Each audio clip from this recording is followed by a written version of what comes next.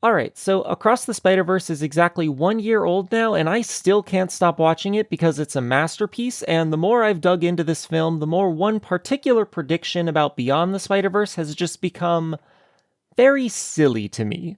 And that is the assertion that Gwen will probably die in the next film. Now, I've seen a lot of conversation, debate, if you will, on this topic. People who think she will die point to the obvious fact that it is Spider-Man tradition for Gwen Stacy or a similar love interest to die in an act of fridging in order to push Spider-Man's development further. And people who think she won't die tend to combat that reading of the text by pointing out that in her universe, she is Spider-Woman and her love interest died, which means that the boxes for staying faithful to the source material have already been checked. And what I find very interesting is that both of these arguments miss the point of Across the Spider-Verse in different ways, and in ways that are directly challenged by the film itself. So, first of all, both Spider-Verse films that have come out so far, but especially Across the Spider-Verse, are obviously and indisputably aware of the conventional rules that a Spider-Man story must follow. They show character introductions and movie act transitions using these comic book cuts. I was bitten by a radioactive spider, and I'm pretty sure you know the rest. Hell, the pre-established rules for what a Spider-Man story is supposed to be are literally physically embodied in the movie itself in the form of the Spider-Verse. I really do not need to explain this. And the central point of conflict between our protagonist and antagonist hinges on whether or not those conventional rules are breakable. Our protagonist, Miles Morales, believes they are, while our antagonist, Miguel O'Hara, does not. So off the bat, we should be expecting our hero to be proven right. The canon says his dad is supposed to die, and for Miles to realize his philosophy that things can change, that you can make your own destiny, that you don't have to be constrained by the boxes others try to put you in, he has to actually save his dad, defying the canon. But it's not just because Miles is the good guy and Miguel is the bad guy that makes me say this. There is textual evidence which indicates to the audience that Miles's belief system is correct. First of all, Miguel O'Hara would have us believe that canon events are unavoidable and breaking them destroys universes, but it's worth noting that he is not necessarily a reliable source of information. He has experienced personal trauma from the results of him breaking canon and has developed a sense of self-worth out of his ability to keep others from doing the same. If canon events aren't unavoidable, Miguel has incentive to not let that information go public. Moreover, there are multiple points in the film where the plausibility of the Spider-Verse being wrong are hinted at, mostly but not exclusively from Miles. Obviously, Miles is an anomaly, his entire existence breaks canon, but then there are the more subtle moments like when Miles asks when does his dad die. Miguel responds with a statement of fact. He says, "In 2 days." But then Lila cuts in, adding, "That's what the model says." There's also this moment where Gwen asks if Miguel knows what will happen if Miles breaks canon, and rather than actually answering her question, he resorts to intimidation. "Do you want to find out?" And immediately, in front of all the other Spider people I might add, banishes Gwen back to her dimension for stepping out of line. So based on all this, it should be really clear that Miguel doesn't have the strongest, most infallible argument for why breaking canon is impossible. Or at least that there are plenty of characters who are not nearly as confident as him in that belief.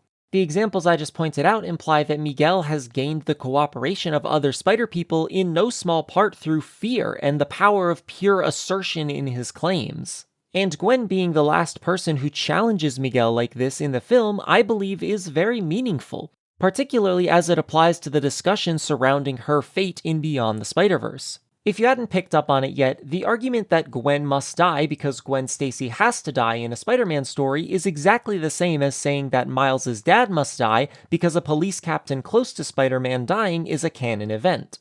But that's kind of obvious, and moreover, it doesn't prove the other side of this argument correct either. Gwen won't die not because her death isn't actually a canon event, Gwen won't die because canon events are stupid. Gwen won't die because Miles is right. If you fixate on proving that Gwen won't die by arguing that this particular canon event just doesn't apply to her, you are reinforcing the false credibility of canon events. You are implicitly accepting the belief system of the Miguel O'Haras of the world. You are engaging with them on their terms, and you shouldn't do that because they are wrong.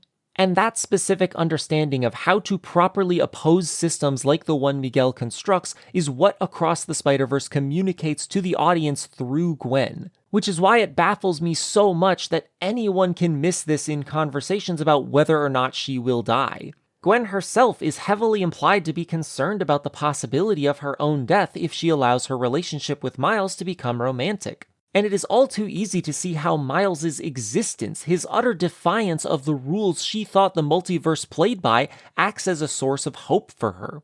Miles is a signal to her that she can survive. More than just survive, she can live. She can exist in this world the way she wants to. And do I even need to point out how obviously well this maps onto the experience of trans people?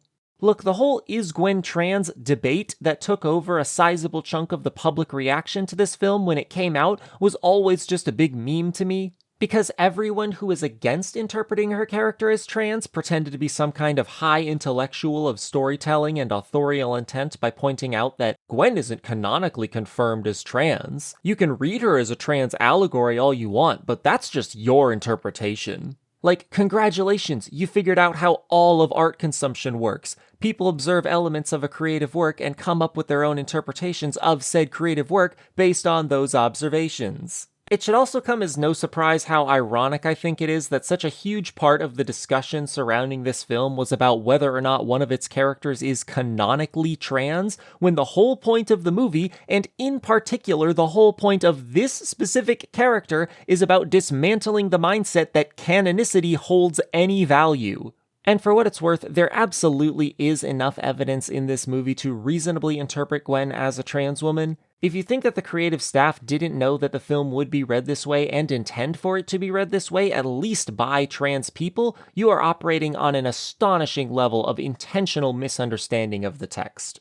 So okay, knowing that the creators expected and wanted Gwen to be read as trans, at least by trans people, how awful of a decision would it be to kill her off? Not just because she's fucking awesome, not just because it would be burying your gays, both of those yes, but also because that runs completely contrary to the belief system of Gwen by the end of the film itself, and of the trans audience. Killing Gwen off would mean telling trans people, and really anyone who connects with the things she struggles with, that the lessons we learned throughout this movie are wrong. That there is no world that will ever accept you for who you really are, and that if you try to exist in the world as you really are, it'll destroy you or the world, or both. The people making this film are smarter than that. They know what kind of story they're telling. It is no coincidence that this film is by a landslide the most socially inclusive mainstream Spider-Man media property to date.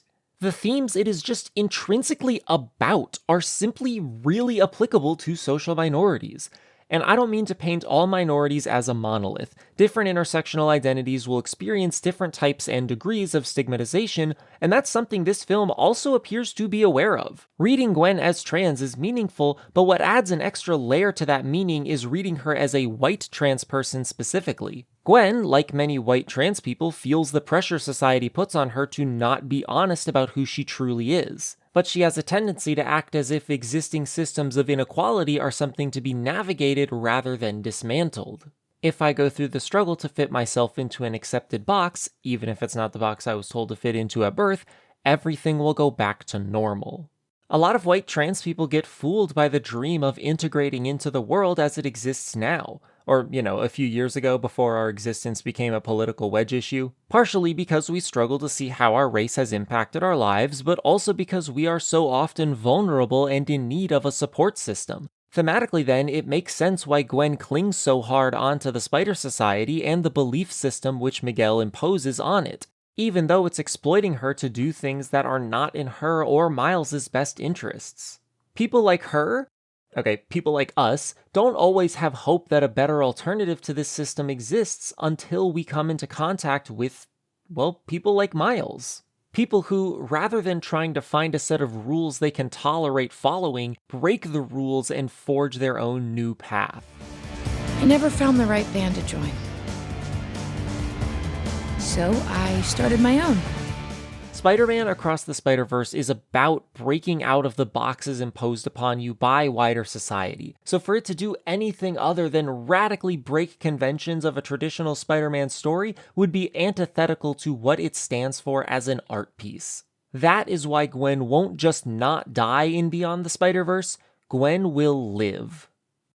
Finally, I should point out that while I applied this discussion of Across the Spider-Verse's philosophy to the question of will Gwen die in the next film, hopefully it should be clear how, for the same reason that I believe she will live, I also believe it's totally possible for any number of traditional Spider-Man story rules to be broken. So Miles saving his dad, or Gwen and Miles becoming a couple, which is actually another implied concern of Gwen's in this quote, it's all possible. Anything, truly anything is possible, and that has just got me so excited. I'll be honest, this script started out as a Reddit post from a few months ago that I felt I had to expand upon because, like I said, I can't stop watching this movie and I can't stop thinking about it. It's been so long since a film resonated with me the way Across the Spider-Verse does, and you can bet I will be eager to talk about Beyond the Spider-Verse when it comes out. Anyway, I got a big list of other videos to make in the meantime, so see you later.